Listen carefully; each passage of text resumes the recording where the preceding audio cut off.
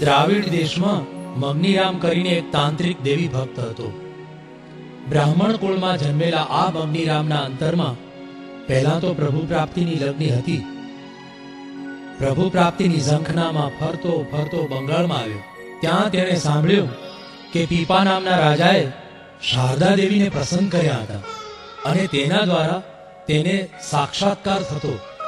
એક ગુરુની મદદથી મગનીરામને શારદા દેવીનો સાક્ષાત્કાર પણ થયો. ગુરુએ પોતાની દીકરી સાથે લગ્ન કરવા કહ્યું, પણ મગનીરામે ના પાડી દીધી, કારણ કે તેણે આજીવન બ્રહ્મચર્ય પાળવાનું વ્રત લીધું હતું. મગનીરામ ત્યાંથી જગન્નાથપુરીમાં આવે છે અને બાવાઓના અડ્ડાઓમાં જાય છે. બાવાના સંગમાં પોતાની સિદ્ધાઈનો દુરુપયોગ કરે છે. ગામડે ગામડે ફરી પૈસા પડાવવા લાગે છે.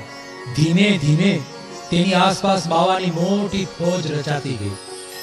આ ફોજ લઈ ફરતા ફરતા સૌરાષ્ટ્રમાં આવે છે. પોરબંદરમાં એક બાવાજી કહે છે કે અમારા જેવા દેડકાને તો તે ડાંભ્યા છે, પણ હજી તને મણિધર નથી મળ્યો.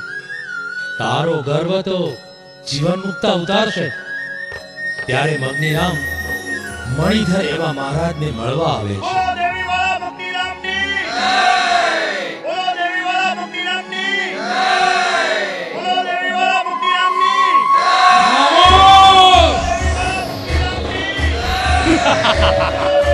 હું કોણ? દેવી વાળો મગનીરામ. અરે મારા નામથી ભલભલા કાંપી ઉઠે. મારી સિદ્ધાઈ જોઈ મોટા મોટા રજવાડા મારા પગ ચાટે છે. મારી ભૂકુંડી વાકી થાય તો ધનોત પણોત કરી નાખું. અને આ કાલ સવારના જીવન મુક્તા શું સમજે છે તેના મનમાં? આજે તો તેને પણ દેખાડી દઉં કે હું કોણ છું. આ જીવન મુક્તાને આજે તેના જીવનથી મુક્ત કરી દઈએ. ચાલો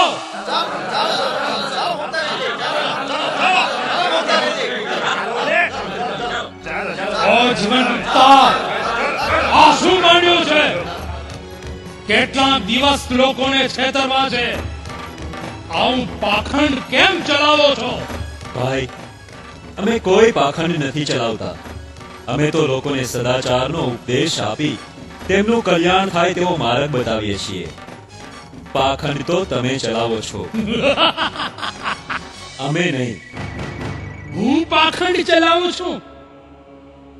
ખબરદાર જો એકે શબ્દ બોલ્યા છો તો તમે મને ઓળખો છો?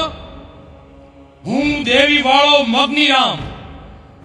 જીવન મુક્તા, હજી તો તમે બાળક છો.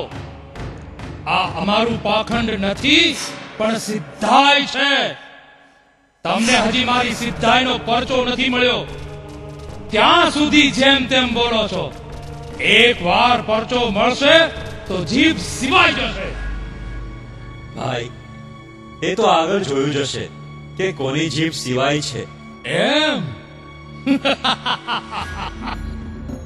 તો તમારે મારી સિદ્ધિ જોવી છે. જુઓ જીવન મુક્તા, મેં શારદા દેવીને વશ કરી છે. હું જે ધારું તે કરી શકું છું. મારા એક જ મંત્રના બળથી આખું શહેર દરિયામાં ડૂબાડી શકું છું. આકાશમાંથી પથ્થર વરસાવી શકું છું. એક ફૂંક મારું તો આખે આખો પર્વત ફાડી શકું છું. એક મંત્ર બોલું તો આકાશમાંથી અગ્નિ વરસાવી શકું છું. જીવન મુક્તા, મેં મોટા મોટા સિદ્ધો અને રાજાઓને વશ કર્યા છે. એવી તમારે શક્તિ હોય તો અજમાવો. લોકોને ડરાવી આ બધો ઠાઠ રચ્યો છે, પણ પરમાત્મા પાસે કોઈની સિદ્ધિ નથી ચાલતી. તો તમે શું પરમાત્મા છો? અમે તો નથી કહેતા, પણ લોકો કહે છે. જીવન મુક્તા, મને ખબર છે તમે ભગવાન થઈને ફરો છો. અમારા જેવા સિદ્ધોની બીક નથી રાખતા. અને જગન્નાથપુરીમાં 10,000 બાવાઓને અંદર અંદર મરાવી નાખનાર તમે છો ને? એ જીવન મુક્તા, માટે હવે આ જીવા જોડી ન કરો અને મને 10,000 રૂપિયા આપો. ભાઈ, અમારી પાસે તો રૂપિયા નથી. જમવું હોય તો બોલો. આ સદાવ્રત અપાય છે તો તમારી આખી જમાતને જમાડી દઈએ. તમે મને સમજો છો શું? હું દેવી વાળો મગનીરામ અને સદાવ્રત નું જમું? અરે સોનાના થાળમાં 56 ભોજન જમનારો હું તમારા સદાવ્રત નું ખીચડું કામ? 10,000 રૂપિયા આપો, નહીતર આ તમારી સભા સહિત તમને દરિયામાં ફેંકી દઈશ. મારું ખપ્પર ઊંધું વળે ત્યાં ડટ્ટન પટ્ટન થઈ જાય છે, એની તમને ખબર છે? અમને બીજી ખબર નથી, પણ અમે ત્યાગી છીએ, માટે પૈસા તો નથી રાખતા. માટે જો જમવું હોય તો બોલો. તો તમે એમ નહીં માનો એમ ને? તો જોઈ લો હવે મારી શક્તિ. હમણાં દરિયામાં ફેંકી દઉં છું. ઓમ હ્રમ સ્વીમ સ્વાહા સ્વાહા.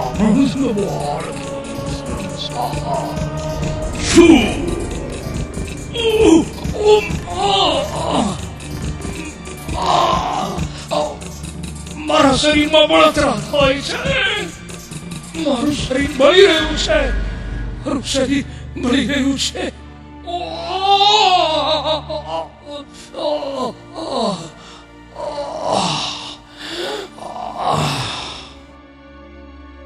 કેમ મગનીરામ, જોઈ લીધી તમારી શક્તિ? તમારી નાખેલી મૂઠ તમારા પર જ પાછી વળીને? જીવન મુક્ત. આજે ભલે મારા મંત્રો અવળા પડ્યા, પણ હું તમને જોઈ લઈશ. આજે રાત્રે માં શારદાને બોલાવીશ. તમને 1 દિવસની મુદત આપું છું. કાલે સવારે હું પાછો આવીશ. ત્યાં સુધીમાં રૂપિયા તૈયાર રાખજો, અને નહીતર મરવા માટે તૈયાર થઈ જજો. ભલે ભાઈ, કાલે સવારે આવજો. અમે તમારા માટે સદાવ્રતમાં જમવાનું તૈયાર રાખશું. હવે કાલે જોજો, તમે પણ સદાવ્રતનું જમવા નહીં પામો.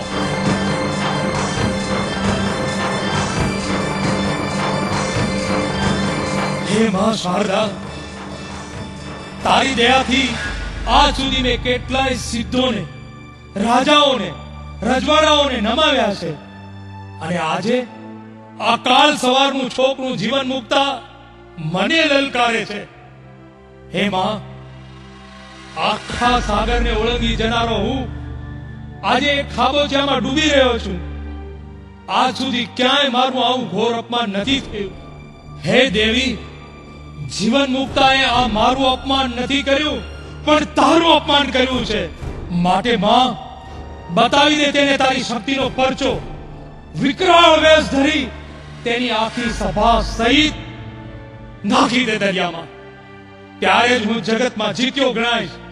નહીતર તને મેણું બેસશે કે શારદા દેવીનો ભક્ત એક સાધારણ મનુષ્યની આગળ હારી ગયો.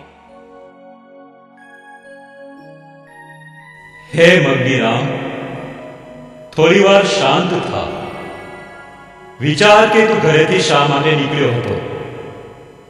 ભગવાનને ખોળવા માટે જ ને? તેને માટે તું બ્રહ્મચારી રહ્યો. કેટલાય જપ, તપ અને તીર્થ કર્યા.